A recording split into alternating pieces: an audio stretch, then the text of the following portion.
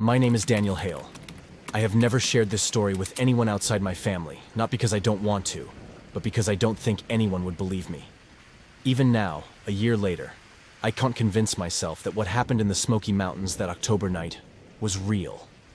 But I know it was. I feel it in the deep, hollow ache that fills my chest every time I think of that sound. The knocking. It was a Thursday when we left for the Smokies. Claire, my wife, thought the mountains would be good for us. She said we needed to unplug, reconnect as a family. I didn't argue. I needed the break as much as she did. Our 8-year-old daughter, Lily, had been struggling in school, and Claire thought nature might help clear her mind. The drive was uneventful.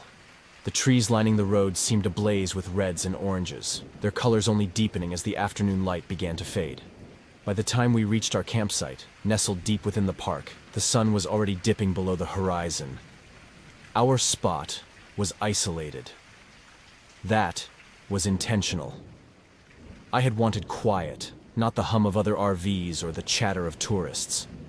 Our RV was parked at the edge of a dense thicket, with towering trees casting long shadows over us. The air was cool, the smell of damp earth and pine needles settling over us like a blanket. By the time we had set up, it was pitch black outside. The Smokies don't have the kind of darkness you find in the city. Out here, it's absolute. No streetlights, no neon signs, just the void and the eerie glow of the moon. Lily had fallen asleep quickly, bundled in a cocoon of blankets on the RV's pull-out bed. Claire and I sat at the small dining table, sharing a bottle of wine. The silence outside was soothing, almost hypnotic, broken only by the occasional rustle of leaves in the wind. Around midnight, we decided to turn in. I locked the RV door, double-checking it out of habit. Claire was already asleep by the time I slid under the covers. I lay there, staring at the ceiling, listening to the faint hum of the RV's generator. That's when I heard it. Knock. Knock. Knock. 3 slow, deliberate knocks, as if someone was testing the door. My first thought was that it was another camper, maybe lost or needing help. But then I remembered we were the only ones at this site. I sat up, my heart beginning to race. Claire stirred beside me but didn't wake. I waited, straining to hear something, anything beyond the low hum of the generator. Knock, knock, knock. This time, it was louder, more insistent. My chest tightened as I swung my legs over the side of the bed. I grabbed my phone from the nightstand and turned on the flashlight. The RV's interior felt suddenly smaller, the walls pressing in as I crept toward the door. I glanced at Lily, still fast asleep, her chest rising and falling in the pale light. I reached the door and peered through the small peephole. Nothing. Just the blackness of the woods. "Hello?" I called out, my voice trembling. No response. I stood there for a moment, my hand hovering over the lock. Something about the silence outside felt wrong. The kind of wrong that makes your skin crawl and your instincts scream at you to run. Then, just as I was about to turn away, knock, knock, knock. The sound was impossibly close, as if it were coming from inside the RV itself. My breath hitched as I spun around, shining the flashlight into the small living space. Nothing. "Daniel?" Claire's groggy voice startled me. She sat up, rubbing her eyes. "Shh," I whispered, holding up a hand. "What's wrong?" she asked, her voice tinged with fear. "There's someone outside," I said, though even as the words left my mouth, they felt inadequate. Claire slid out of bed, pulling a sweatshirt over her pajama top. Together, we stood near the door, listening. The silence outside was deafening, broken only by the faint rustle of leaves.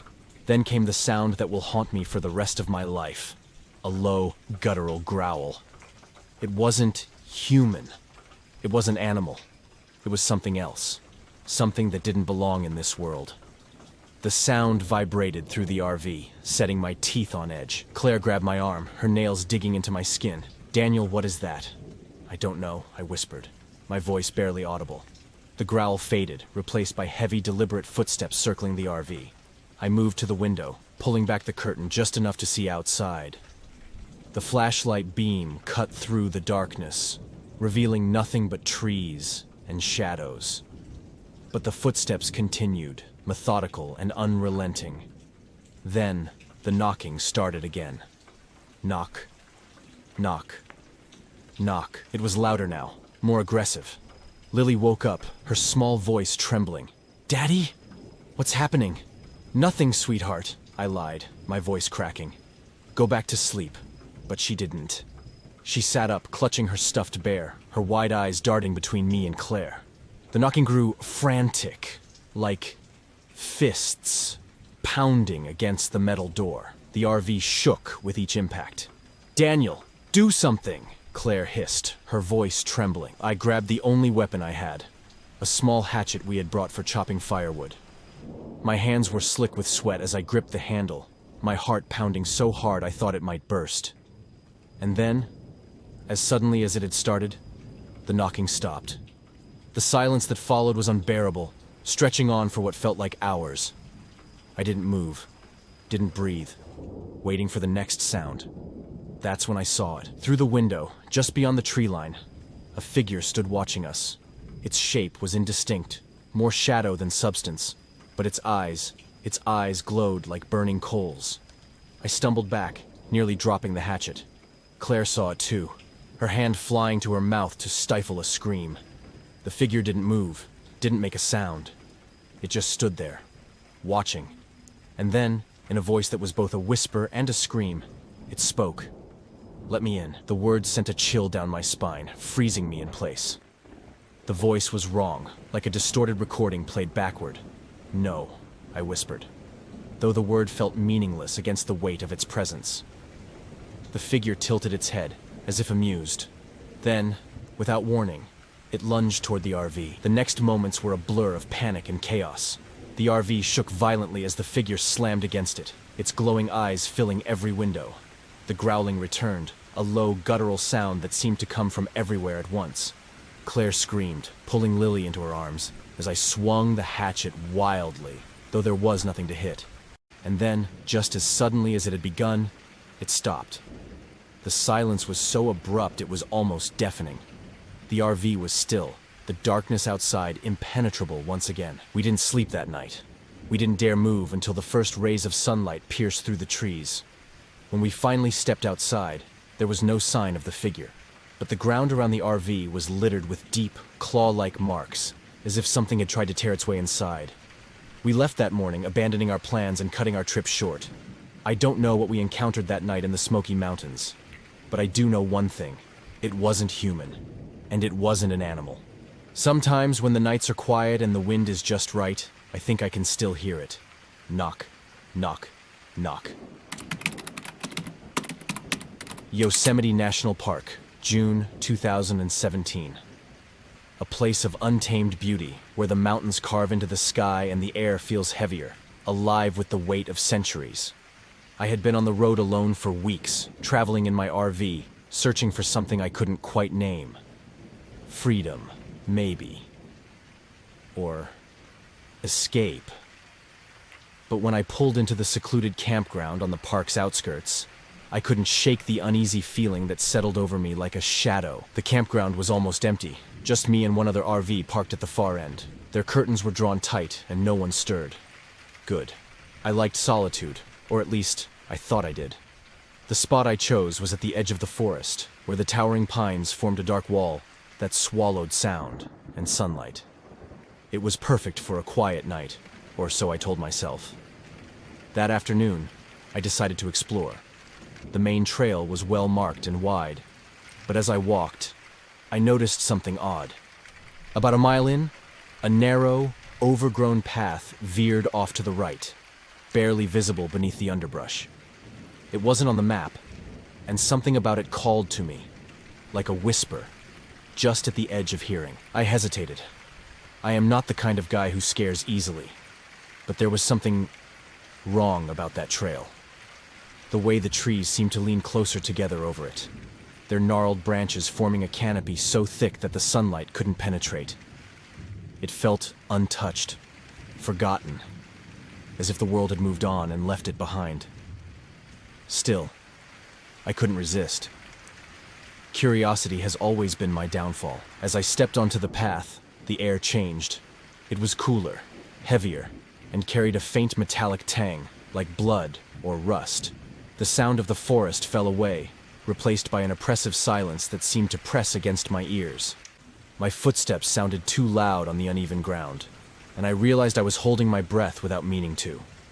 The trail twisted and turned, leading me deeper into the forest. Time felt slippery, like I had been walking for hours, but the light hadn't changed. The trees began to look the same, blackened trunks with jagged scars, like claw marks raked across their bark. I thought I heard movement behind me, the crunch of leaves underfoot. But every time I stopped and turned, the forest was still. I told myself it was just an animal. Maybe a deer or a raccoon. Maybe. Then I saw it. A strange marking carved into one of the trees. A crude symbol, like an eye with jagged lines radiating outward. It wasn't the kind of thing nature did on its own. Someone had put it there. I looked around and saw another, and another. The same symbol repeated on the trees ahead, each one more jagged and uneven than the last, as if the hand that carved them had grown frantic. I should have turned back. I should have run. But something about the trail pulled me forward, like a hand on my back, guiding me deeper into the woods. The forest grew darker, the trees denser. The air was thick and damp, and the smell of decay hung heavy. Then, I saw the cabin. It was barely more than a ruined wooden walls sagging inward, the roof half collapsed, vines crawling over every surface.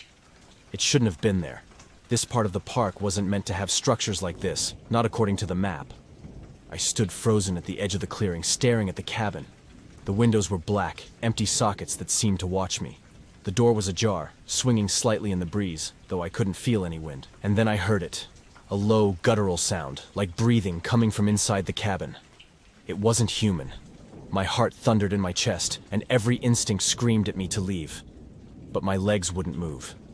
The sound grew louder, closer, and I realized with a cold, sickening certainty that whatever was inside the cabin knew I was there. The door creaked open wider, and I caught a glimpse of something moving in the shadows. Not an animal, not a person. Something wrong. Its limbs were too long, its movements jerky and unnatural, like a marionette pulled by invisible strings. I stumbled back, tripping over a root, and as I fell, my eyes caught the trees around me. The symbols carved into the bark were everywhere now. Dozens of them, and they were freshwood shavings littered the ground beneath them, as if they'd been made moments before. I scrambled to my feet and ran. The trail seemed different, twisted and unfamiliar, like it was leading me in circles. The forest closed in around me, the trees pressing closer, their branches clawing at my arms and face. I could still hear it, the thing from the cabin, moving through the woods behind me, faster than I thought possible. When I finally broke through the tree line and stumbled back into the campground, I thought I was safe. My RV was right where I'd left it, a comforting beacon of familiarity. But as I got closer, I saw the scratches. Deep, jagged gouges ran across the windows and the sides of the RV, as if something with claws had raked them over and over. The door was open, though I knew I had locked it. Inside, everything was as I had left it almost. On the kitchen counter was a piece of bark, fresh and damp, with that same eye-like symbol carved into it. I didn't stay the night. As I drove away, I glanced in the rearview mirror. For a split second, I thought I saw something standing at the edge of the forest, watching me. Its eyes were like the symbols, jagged and hollow. I never went back to Yosemite. Sometimes, late at night, I still hear that low, guttural breathing. And when I do, I swear I can feel the scratches on my windows. It was the kind of heat that clung to you like a second skin, even as the sun dipped below the jagged peaks of the Chisos Mountains. Big Bend National Park in July isn't for the faint of heart.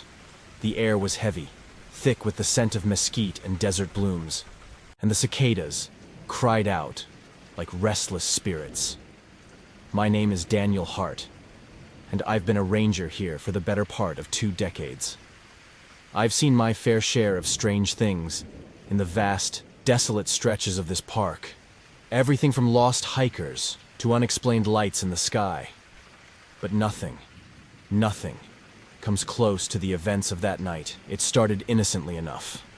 July 15th, 2018. The park was quieter than usual. most visitors deterred by the relentless summer heat. I was on the late shift, patrolling the Rio Grande Village area when I spotted their RV, a sleek white vehicle parked neatly at one of the designated camping spots. The fire pit nearby was lit, flames dancing lazily against the twilight. From a distance, I saw the couple sitting close together, silhouetted by the firelight. They looked peaceful, laughing softly as they shared a meal. I didn't think much of it. Campers were common, and this pair didn't seem any different, just another couple escaping the chaos of city life for the serenity of the desert. The next morning, I returned to the spot during my rounds. The fire was still burning, reduced to embers, but still alive. That struck me as odd. It's park protocol to fully extinguish campfires before turning in, and most visitors are pretty diligent about it. The RV was there, parked in the same spot. But something about it felt wrong. The air around it was still, unnaturally so, as if the desert itself was holding its breath. I called out, my voice breaking the silence. "Hello? Park ranger here. Just checking in." No answer. I stepped closer, the gravel crunching beneath my boots. The windows of the RV were tinted, giving me no clue as to what was inside. The door was locked, which wasn't unusual. But when I tried the handle, I noticed something strange. The lock was engaged from the inside. That's when I noticed the chairs around the fire pit. 2 of them, perfectly placed, with blankets draped over the backs. Plates of half-eaten food sat on the small camping table, as if the couple had simply stepped away for a moment. But the food was untouched, now buzzing with flies. The air felt heavier, colder, despite the sun climbing higher in the sky. I radioed back to the main station, reporting the situation. By noon, a search team had assembled. We started combing the area, calling out their names, Rachel and Mark Lanning, according to the park registry. Their RV was towed back to the station for further inspection. Inside, everything was in perfect order. Their clothes were neatly folded in the drawers. A pair of hiking boots sat by the door. The only thing missing was them. The strangest part? Their personal items, wallets, phones, keys were all still inside. There was no sign of a struggle, no blood, no broken glass. It was as if they had simply vanished into thin air. The search extended for miles around the campsite, but the desert gave us nothing. No footprints, no discarded belongings. Just the endless expanse of rock and sand, indifferent to our desperation. 3 days into the search, one of the rangers found something. Deep in a ravine, miles from the campsite, he came across a circle of scorched earth. In the center was a pile of ash, surrounded by strange symbols carved into the ground. They looked ancient, almost ritualistic. None of us could make sense of it. That night, back at the station, I couldn't sleep. I kept replaying everything in my mind. Their laughter by the fire, the untouched food, the eerie stillness of the RV. Around midnight, I decided to review the footage from the trail cameras we'd set up near the campsite. At first, there was nothing unusual. The couple arrived at the campsite around 6 p.m., laughing and unloading their gear. They set up their chairs, lit the fire, and sat down to eat. But then, around 10:30 p.m., the footage became strange. The screen flickered, static distorting the image. For a split second, I thought I saw something. Something tall and shadowy moving just beyond the firelight. It was there, and then it wasn't. The next few frames showed the couple looking around nervously, as if they'd heard something. Then, the screen went black. When the footage resumed, the fire was burning alone. The chairs were empty. Word spread quickly among the rangers, though we were careful not to alarm the public. But fear has a way of creeping in, silent and insidious. Every night, I found myself drawn back to the campsite, unable to shake the feeling that something was watching us. One evening, as the sun dipped below the horizon, I heard it. A low, guttural sound that seemed to come from everywhere and nowhere. It wasn't an animal I've lived in this park long enough to recognize every howl, growl, and screech the desert has to offer. This was something else. I turned on my flashlight, the beam cutting through the darkness. The light landed on something in the distance, 2 faint shapes standing side by side. My heart stopped. "Rachel? Mark?" No response. I took a step closer, my hand instinctively reaching for the radio on my belt. And then, they were gone. The official investigation lasted 2 weeks before it was quietly closed. The report listed their disappearance as unknown causes, a vague term that offered no comfort. But I couldn't let it go. I started digging, poring over old records and local legends. That's when I came across the story tales of an ancient curse tied to the land. They spoke of a shadowy figure that roamed the desert, luring unsuspecting travelers into the night. Those who followed never returned. I don't know what I saw that night, and I'm not sure I want to. But every now and then, as I patrol the park, I hear that low, guttural sound echoing through the canyons. And I wonder if Rachel and Mark are still out there, trapped in the endless expanse of Big Bend, forever lost to the desert's embrace. If you ever visit, be careful. And whatever you do, don't follow the shadows. When I first decided to visit the Grand Canyon, it wasn't for adventure or thrills. I had been going through a rough patch, the kind that chips away at your sense of self and leaves you wondering what's left. My name is Caleb Watson, and back then, I was just another guy trying to find some peace. My best friend Drew and I planned the trip on a whim, deciding that a few days of camping away from the noise of life might help us reset. We arrived at the South Rim in the late afternoon. The sky was painted with streaks of amber and violet as the sun sank low on the horizon. The sheer scale of the canyon silenced every thought in my head. The endless expanse of jagged cliffs and winding ridges seemed almost alive, a breathing relic of time that dwarfed our presence. We pitched our tent at one of the more remote sites, a spot Drew had picked for its supposed serenity. No crowds, he'd said, just us and nature. It was quiet, all right. Too quiet. The first night passed uneventfully. The air carried the faint scent of juniper and earth, and the occasional rustle of a squirrel or the hoot of an owl punctuated the stillness. Drew and I shared a few beers by the fire, talking about everything and nothing, until exhaustion claimed us. The second night was when things began to feel off. It started with the whispers. At first, I thought it was Drew playing a prank. We'd been sitting around the fire again, the flames casting long shadows that danced against the jagged rocks surrounding our site. I'd stepped away to grab something from the tent when I heard it faint and almost melodic, like a breeze weaving through the canyon. Caleb. The sound stopped me in my tracks. I spun around, half expecting Drew to be standing there with a smirk on his face. But he was still by the fire, poking at the embers with a stick. "You say something?" I called out. Drew looked up, confused. "No." "Why?" I forced a laugh, brushing it off as my imagination. "Nothing. Thought I heard something, that's all." He shrugged and went back to tending the fire. But the unease in my chest lingered. Later that night, I woke to the sound of footsteps outside the tent. They were slow, deliberate, crunching on the dry soil just beyond the thin fabric barrier. My heart leapt into my throat. "Drew," I whispered. He groaned beside me, clearly still half asleep. "What? Did you hear that?" "Hear what?" Before I could respond, the footsteps stopped. The silence that followed was deafening, pressing in on me like a weight. I grabbed the flashlight from my pack and unzipped the tent as quietly as I could. The beam cut through the darkness, illuminating nothing but rocks and scattered brush. "Hello?"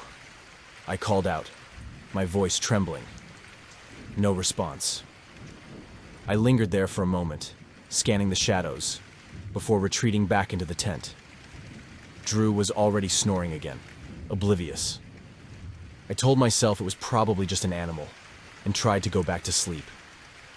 But every rustle of the wind outside set my nerves on edge. The next morning, I told Drew what had happened. "Probably a coyote or something," he said between bites of a granola bar. "They are all over the place out here." "Coyotes don't whisper," I muttered.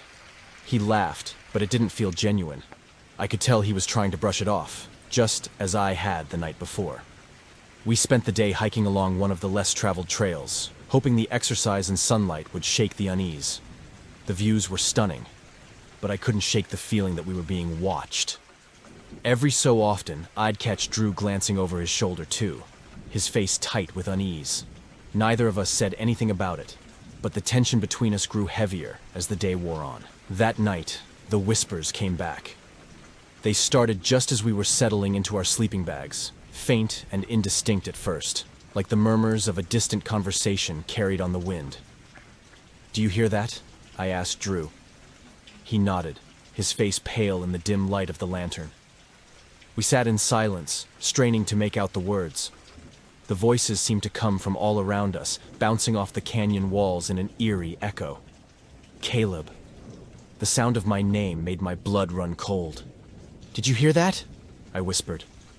Drew's eyes were wide with fear. It said my name too. We bolted out of the tent, flashlights in hand, and scanned the area. The fire had burned down to embers, casting weak flickering light over the campsite. Beyond its glow, the darkness was impenetrable. "Who's out there?" Drew shouted, his voice cracking. No response. We stayed up the rest of the night, backs pressed against the rocks with our flashlights trained on the shadows. The whispers faded as the hours dragged on, but neither of us dared to close our eyes. By morning, we were both on edge. Drew suggested packing up and heading back to the main campground, but I wasn't ready to leave just yet. Something about the whispers felt personal, like they were meant for us. I wanted answers, though I wasn't sure I would like what I found. We decided to stay one more night. The final night was worse than I could have imagined. The whispers started earlier this time, as we sat by the fire. They were louder now, clearer. "Leave." The single word cut through the air like a blade. Drew and I froze, staring at each other with wide eyes. "Did you hear that?" I asked. He nodded, his face pale. We didn't wait to see what would happen next. Scrambling to pack up our gear, we were both shaking with adrenaline. But the whispers didn't stop. "Caleb." "Drew." The voices were everywhere, overlapping in a chaotic symphony of fear. They grew louder and louder until it felt like they were screaming inside my head. "Go." The command was deafening. We grabbed what we could and ran, leaving the tent and most of our supplies behind. The trail back to the main campground felt endless, the darkness around us alive with movement and sound. I swear I could feel something following us. Its presence heavy and oppressive. Drew kept looking over his shoulder, his face a mask of terror. When we finally reached the safety of the main campground, the whispers stopped. We reported what had happened to a park ranger the next morning. He listened patiently, his expression unreadable. "You're not the first to experience something like that," he said quietly. "The canyon has a way of playing tricks on people." I wanted to press him for more information, but the look in his eyes stopped me. Whatever he knew, it wasn't something he was willing to share. I haven't been back to the Grand Canyon since that trip. Sometimes I wonder if it was all in our heads, a shared hallucination brought on by stress and isolation. But deep down, I know the truth. The whispers were real. And they weren't just voices. They were something else. Something ancient. Something that didn't want us there. The memory of that night still grips me like a vice, its cold fingers curling around my throat whenever I try to push it away. It was March of 2021, a month I thought would be the beginning of something new, a break from the suffocating routine of pandemic isolation. Zion National Park seemed like the perfect escape. I had rented an RV for a week of solitude, a chance to breathe in the wilderness and lose myself in the grandeur of nature. But what I found was far from peace. I arrived in the late afternoon, the towering sandstone cliffs casting long shadows over the campground. It was early in the season, and the park was almost eerily quiet. Only a handful of other RVs dotted the designated lot, each spaced generously apart to preserve the illusion of isolation. By sunset, those few neighbors had packed up and left, leaving me completely alone. Or so I thought. The wind had started to pick up by the time I settled in for the night. My RV rocked gently, a comforting reminder of the stormy nights of my childhood when I would fall asleep to the sound of rain pelting the roof. I brewed a cup of tea, pulled out a novel I'd been meaning to finish, and let the world outside blur into the background. It was around 10 p.m. when I first noticed it, the faint glow in the distance. At first, I thought it was the moon breaking through the clouds. But when I peered through the RV window, I saw a small, flickering light swaying in the darkness. A lantern. It hung suspended from what seemed to be an invisible hand, moving as though someone was carrying it, but I couldn't make out a figure. I told myself it was a trick of the light, perhaps another camper who'd arrived late and was setting up their site. Still, a knot of unease coiled in my stomach. The campground had been deserted when I arrived, and the ranger at the gate had mentioned that the area was mostly empty this time of year. I watched the lantern for a while, trying to shake the feeling that something was off. The light bobbed and weaved as if it were being carried closer, but there was no sound, no crunch of footsteps on the gravel, no rustling of bushes. Just the wind, whistling low and mournful through the canyon. By the time the light reached the edge of my campsite, my curiosity had turned to dread. I told myself to stay put, to lock the RV door and wait for morning. But some irrational part of me, mixture of fear and fascination, compelled me to step outside. The air was colder than I expected, sharp and biting against my skin. I stood there, squinting into the dark, as the lantern came to a sudden stop about 20 feet away. It swayed gently, as though whoever or whatever held it was waiting for me to make the next move. "Hello?" My voice sounded small, swallowed up by the vast emptiness around me. "Is someone there?" No answer. I took a cautious step forward, my boots crunching on the gravel. The lantern didn't move. I could feel my pulse hammering in my ears as I reached the edge of the light's glow. And that's when I saw it, an old, rusted lantern, hanging from a frayed piece of rope, tied to a skeletal tree branch. There was no one holding it. The flame inside flickered unnaturally, its light casting long, distorted shadows that seemed to stretch and shift with a life of their own. I felt an almost magnetic pull toward it, an irrational urge to reach out and touch the glass. But as I raised my hand, the flame sputtered and went out, plunging me into darkness. I stumbled back, my breath coming in short, panicked gasps. The wind howled louder now, whipping through the trees like a chorus of wailing voices. I turned and ran back to the RV, slamming the door shut and locking it behind me. My hands trembled as I fumbled with my phone, trying to call the ranger station, but there was no signal. That's when I heard it, a soft tapping, barely audible over the wind. It came from the side of the RV, a rhythmic, deliberate sound like fingers drumming on metal. I froze, my heart racing.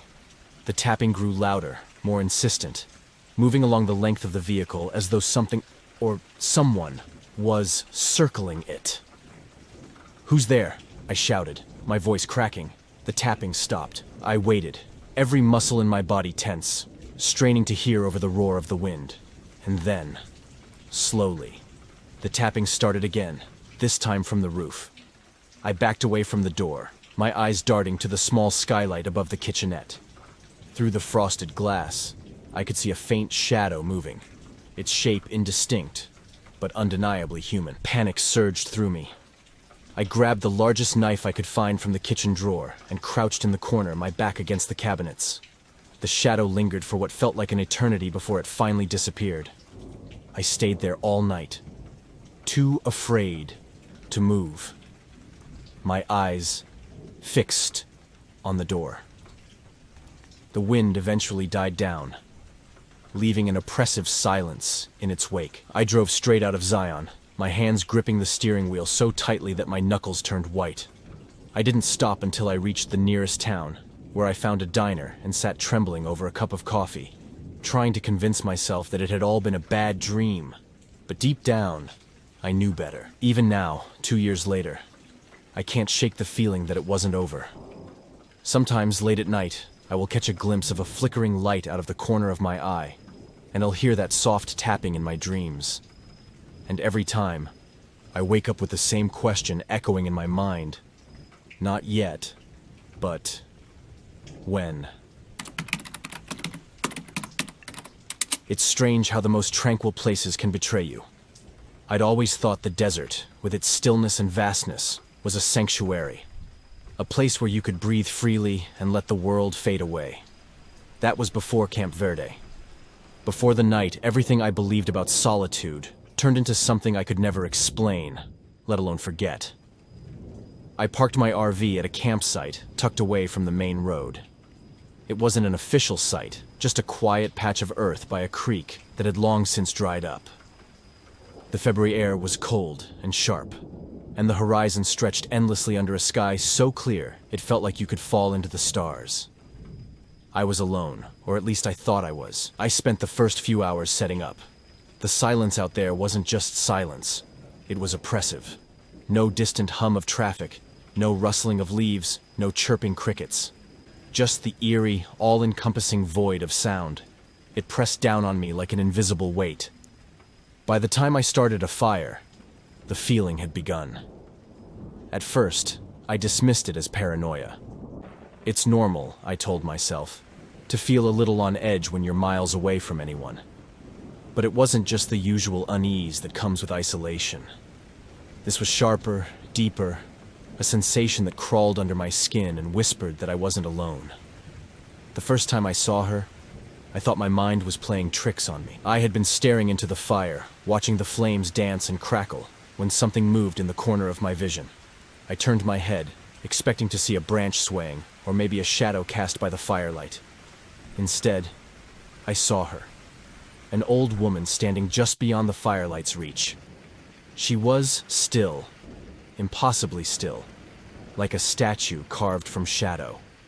Her face was pale, almost glowing, framed by thin, wispy hair that clung to her skull like cobwebs.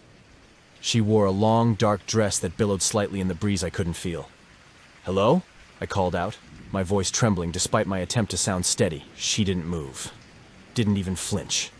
I rose from my chair, the crunch of gravel under my boots sounding deafening in the silence. "Mom, are you lost?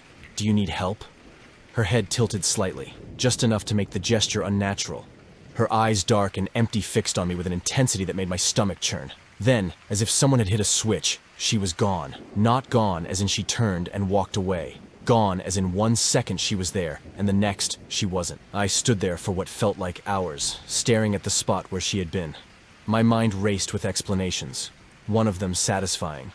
Maybe it was a trick of the light, a shadow from the fire playing with my eyes. Or maybe I had nodded off for a second and dreamed her. But, deep down, I knew better. I tried to shake it off, telling myself I was tired, that the isolation was messing with my head. I doused the fire and climbed into the RV, locking the doors behind me. The inside felt small and claustrophobic, the walls closing in as I tried to convince myself I was safe. I didn't sleep much that night. Every creak of the RV, every whisper of wind against the windows, made my heart race. Sometime after midnight, I heard it. A soft, rhythmic tapping. At first, I thought it was the wind rattling a loose piece of metal, but it wasn't random enough for that. The taps came in 3 step, tap, tap, followed by a pause. Then again tap, tap, tap. It was coming from the door. My breath caught in my throat as I sat up, straining to hear. Maybe it was an animal, I thought, though I didn't really believe it. I reached for my flashlight, gripping it tightly as I moved toward the door. "Who's there?" I called out, my voice cracking. No answer. Just the tapping, summoning every ounce of courage I had. I unlocked the door and yanked it open, shining the flashlight into the darkness. No one was there. But the ground was different. Earlier, it had been smooth, undisturbed dirt. Now, it was covered in footprints.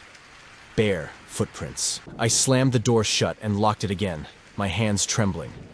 Something wasn't right. I could feel it in my bones.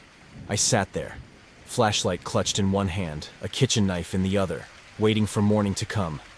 But the night wasn't done with me yet. Around 3 a.m., the tapping started again. This time, it wasn't just at the door. It was at the windows too, soft, deliberate, coming from all sides of the RV. Tap, tap, tap. It was as if whoever or whatever it was wanted me to know I couldn't escape. I crouched on the floor, trying to stay out of sight, my heart pounding so hard it felt like it would burst. That's when I heard the whispering. It was faint at first, barely audible over the sound of my own panicked breathing. But it grew louder, clearer. A woman's voice, speaking words I couldn't understand. The tone wasn't angry or pleading, it was cold, detached, like someone reciting a list of facts. I clamped my hands over my ears, rocking back and forth, praying for it to stop. And then, It did. Silence. The kind of silence that's worse than noise because it feels like something is holding its breath, waiting. I don't know how long I stayed like that, curled up on the floor, too terrified to move. Eventually, the first rays of sunlight crept through the windows, chasing away the darkness. When I finally stepped outside, the footprints were everywhere, circling the RV in chaotic patterns. And on the window, scrawled in the condensation, was a single word. Mine. I didn't stay to pack. I didn't care about the campfire ring, the folding chair, or the food I'd left in the cooler. I got into the RV and drove, not stopping until I was miles away from Camp Verde. Even now, years later, I can't shake the memory. I've tried to rationalize it, to convince myself it was some elaborate prank or a vivid nightmare. But every time I close my eyes, I see her, standing there in the shadows, watching, waiting. And I know, deep down, that I will never truly be alone again. People often say I have nerves of steel, a seasoned traveler who thrives on solitude and adventure. That was true until Fort Wilderness. I will never forget the cold, biting air of that November night. It was unseasonably chilly for Florida, and the campground had an eerie stillness, like the world was holding its breath. I had parked my RV in a secluded spot, away from the families and cheerful campers. I wanted peace, a place to think and escape the chaos of daily life. By day, Fort Wilderness is a beautiful place, tall pines, the rustle of leaves in the breeze, and wildlife quietly weaving through the brush. But as night falls, it transforms. Shadows stretch impossibly long, and the air grows heavy with something I can only describe as foreboding. It was my second night there when I first heard it. At exactly midnight, a sound cut through the stillness. Chime. It wasn't loud, but it was impossibly clear, ringing through the trees like a bell suspended in the air. My heart jumped in my chest as I instinctively glanced at the clock. 12 a.m. Sharp. I stood frozen in the dim glow of my RV's kitchen light, straining to listen for anything else. The chime came again. Chime. I opened the door to the crisp night air, my breath misting as I stepped outside. The forest around me was silent, unnaturally so. No crickets, no rustling leaves, just the lingering echo of that bell. Probably some kids playing a prank, I muttered to myself, though the words felt hollow. Still, I couldn't shake the unease. I locked the door, double-checked the windows, and tried to sleep. The next day, I explored the campground. Families wandered by, laughing and chatting, their kids running wild with carefree abandon. I envied their ease. I considered asking someone about the sound, but stopped myself. What would I say? Did you hear a phantom bell in the middle of the night? I would sound insane. That night, the chime returned, exactly at midnight. This time, it was louder, more insistent. Chime. Chime. I bolted upright in bed, heart pounding. It wasn't just a sound, it felt like it was calling me. Against my better judgment, I grabbed my flashlight and stepped outside. The beam cut through the darkness, illuminating the dense trees, but there was nothing. No sign of anyone. The sound came again, closer now. Chime. I spun around, my flashlight shaking in my hand. That's when I noticed something I hadn't before. The air felt wrong, heavier, like the atmosphere had thickened. I could feel it pressing against my skin, making it hard to breathe. I followed the sound, drawn deeper into the woods, past the marked trails and into the heart of the wilderness. My rational mind screamed at me to stop, but the bell, it wouldn't let me go. After what felt like an eternity, I reached a clearing. At the center stood an old, crumbling stone pedestal, barely visible in the moonlight. It looked ancient, covered in moss and strange carvings that I couldn't understand. And there, hanging in the air above it, was the source of the sound. A bell. It wasn't attached to anything, just hovering there, faintly glowing as it swayed back and forth. Chime. Chime. I stumbled backward, nearly dropping my flashlight. My mind raced, trying to make sense of what I was seeing. This wasn't possible. Bells don't float in the air. Then, the temperature plummeted. My breath came out in thick clouds, and I felt a presence behind me. Slowly, I turned, and my flashlight beam landed on a figure. It was a woman, dressed in tattered, old-fashioned clothing, her face obscured by a veil. She didn't move, didn't speak. She just stood there, pointing at the bell. "Who are you?" I managed to choke out, but she didn't answer. Instead, she took a step closer, and then another. Her movements were jerky, unnatural, as if her body didn't quite work the way it should. I didn't wait to find out what she wanted. I turned and ran, crashing through the underbrush, the chime of the bell echoing behind me. Chime, chime, chime. It followed me all the way back to my RV. By the third night, I was ready to leave. I had packed up most of my things and planned to drive out first thing in the morning. But midnight came too soon. This time, the chime wasn't outside, it was inside. Chime. I froze, clutching the edge of the counter as the sound reverberated through the small space. My eyes darted to the clock, 12 a.m. My breath hitched as I realized the chime was coming from the bathroom. The door creaked open, though I hadn't touched it. "Hello?" My voice was barely a whisper. The light flickered, casting long, jagged shadows across the walls. And then I saw her, the same veiled woman, standing in the doorway, her head tilted at an unnatural angle. "You shouldn't have come here," she said, her voice hollow and distant, like it was coming from somewhere far away. I backed away, but there was nowhere to go. She stepped closer, and as she did, the chime grew louder, more frantic. My ears rang with the deafening sound. I don't remember much after that. Just a blinding light and the sensation of falling. When I woke up, it was morning. The RV door was wide open, and my belongings were scattered across the ground outside. I didn't waste any time.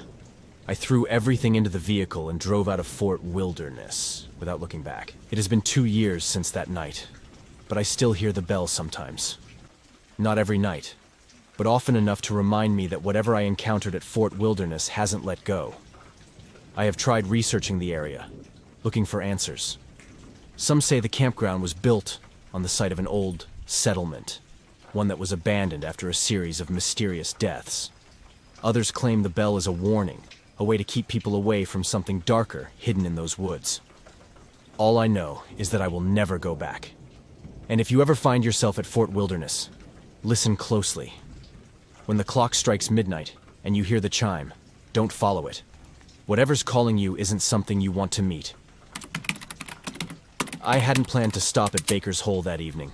It was supposed to be just another long stretch of highway, a casual drive through Montana's sweeping landscapes.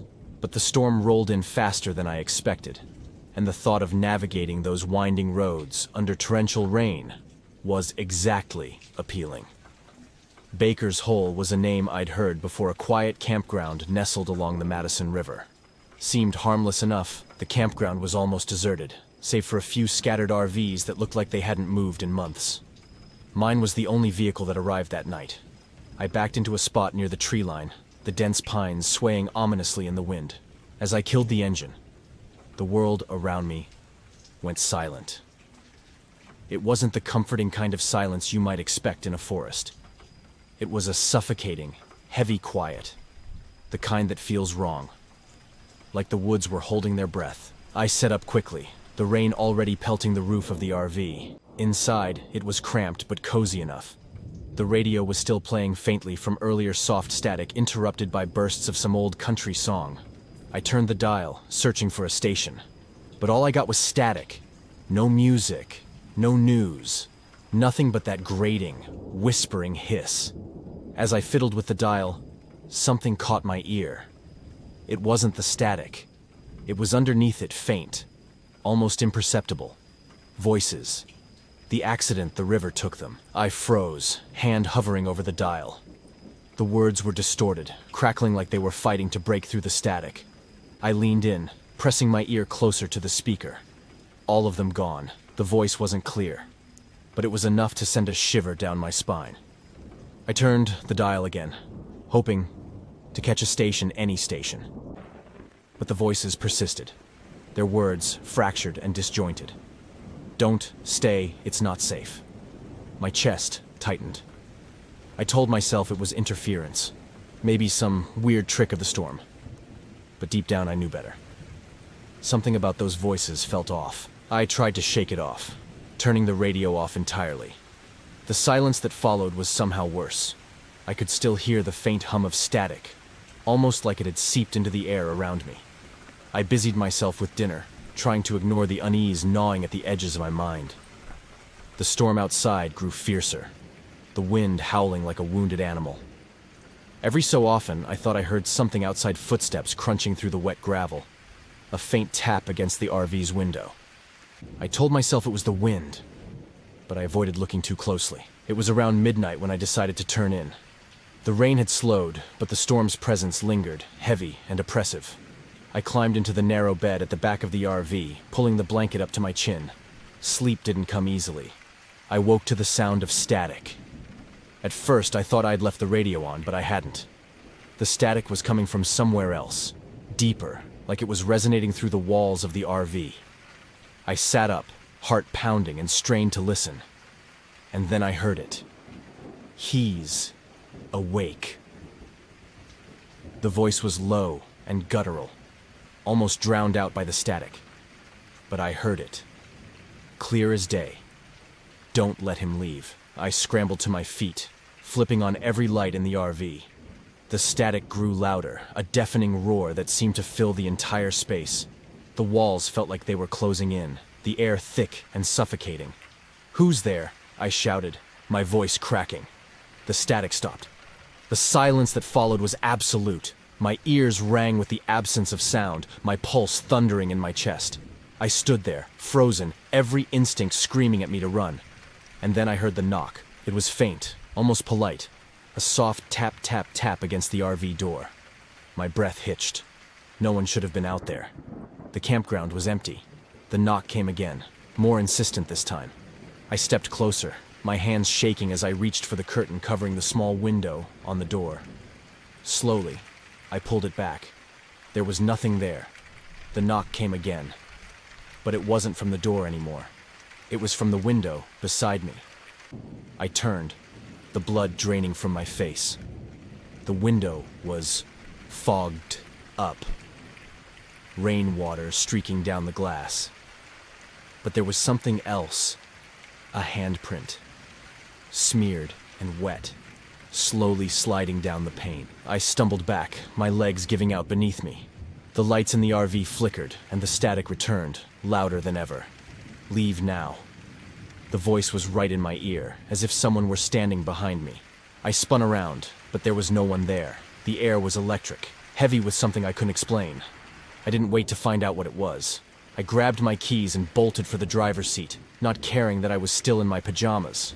The engine roared to life, and I threw the RV into gear, tires skidding on the wet gravel as I sped out of the campground. The static followed me. Even as I hit the highway, the faint hum of those voices lingered, weaving in and out of the crackling noise on the radio. I turned it off, but the static didn't stop. It was inside the RV now, inside me. You can't outrun it. The voice was faint, but it was there, just beneath the static.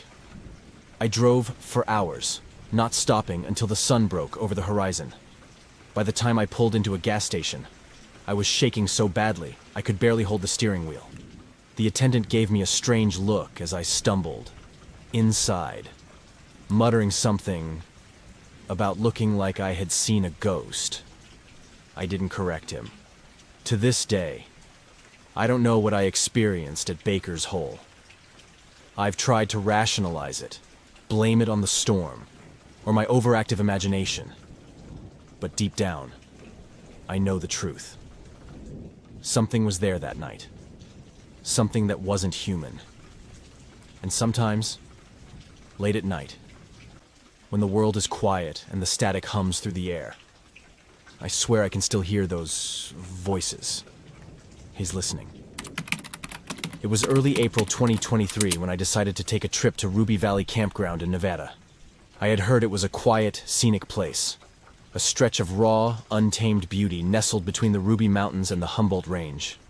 What I didn't know What I couldn't have known was how deeply this trip would alter the very fabric of my understanding of reality.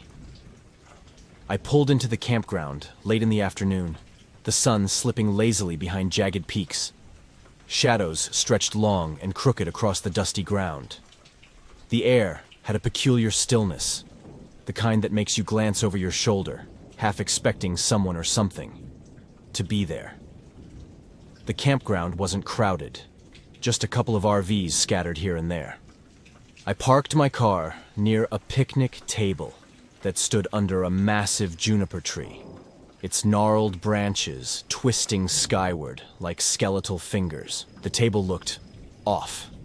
Its weathered surface was splintered and warped as if it had been sitting there for decades, enduring years of storms, sun, and snow. But it wasn't the age of the table that unsettled me. It was the way the shadows pooled around it, deeper and darker than they had any right to be. The dying sunlight touched everything else around me. Trees, rocks, even my car. But the table seemed untouched by it, as though it existed in a pocket of perpetual twilight. I brushed off the unease, convincing myself I was just tired from the drive. I set up my tent nearby and decided to eat dinner at the picnic table. As I sat there, the air grew colder, unnaturally so, and I noticed something strange. No birds chirped, no crickets sang. The silence pressed against me like a weight, filling my ears with the sound of my own breathing. Then, I saw it. At first I thought it was just a trick of the light, but as I squinted into the growing darkness, I realized there was a figure sitting at the far end of the table. It was barely more than a shadow, an outline of something vaguely human. My heart thudded in my chest as I stared at it, trying to make sense of what I was seeing. "Hello?" I called out, my voice trembling. The figure didn't move. I stood up, my legs shaky, and took a cautious step toward it. The closer I got, the more wrong it felt. Its edges were blurry, indistinct, as though it wasn't fully there. And yet, I could feel its presence, an oppressive, suffocating weight that made it hard to breathe. "Are you okay?" I tried again. No response. I took another step closer, and that's when it moved. Not in the way a person shifts or turns, but in a way that defied explanation. One moment it was sitting at the table, the next it was standing beside me. I stumbled back, my stomach twisting with fear. The figure had no face, no features. Just an empty void where a face should be. It radiated a cold so intense it burned, like standing in the heart of a glacier. I don't remember running to my car, but the next thing I knew, I was inside with the doors locked, gripping the steering wheel so tightly my knuckles turned white. The figure was gone, or so I thought. When I glanced at the picnic table, it was there again, sitting as still as a statue. I didn't sleep that night. How could I? I sat in my car, watching the shadow figure, my mind racing with every possible explanation. A hallucination? A prank? Some twisted product of my overactive imagination?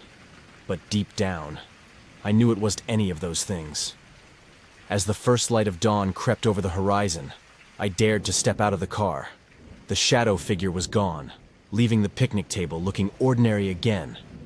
But the air still felt heavy, charged with an energy that made the hairs on the back of my neck stand on end. I packed up my things as quickly as I could, desperate to leave. As I folded my tent, I noticed something etched into the wood of the picnic table. At first, it looked like random scratches, but as I stared at it, the marks formed words. "It sees you." My blood turned to ice. I drove away from Ruby Valley Campground that morning, swearing never to return. But even now, months later, I can't shake the feeling that I am being watched. At night, in the quiet of my apartment, I sometimes catch a glimpse of a shadow in the corner of my eye. When I turn to look, there's nothing there. But I know better now. It's still with me.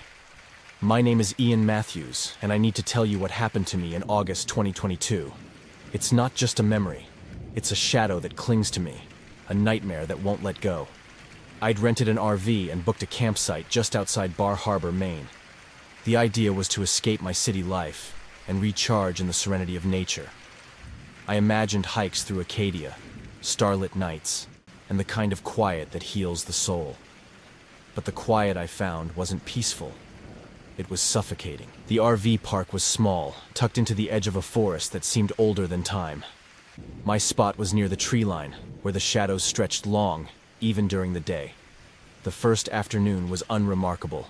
I set up camp, made a quick dinner, and sat by a small fire, listening to the rustle of leaves in the breeze. It started around 10 p.m. A sound, low, rhythmic, almost indistinct. At first I thought it was the wind groaning through the trees. But no, it was sharper, more deliberate. Creak, creak, creak. It sounded like old wooden wheels turning on uneven ground. My first thought was that someone was hauling something, a wheelbarrow or an old cart. But as I sat there, straining to pinpoint the noise, I realized it wasn't coming from the nearby campsites. It was coming from the woods. I stared into the darkness, firelight flickering weakly against the trees. "Hello?" I called out. My voice seemed to vanish, swallowed by the stillness. The creaking stopped. I waited, frozen, listening. A minute passed, then two. Just as I started to convince myself I'd imagined it, the sound returned. Closer this time. Creak, creak, creak. My chest tightened. The fire, once comforting, now felt inadequate, its light barely reaching beyond my immediate surroundings.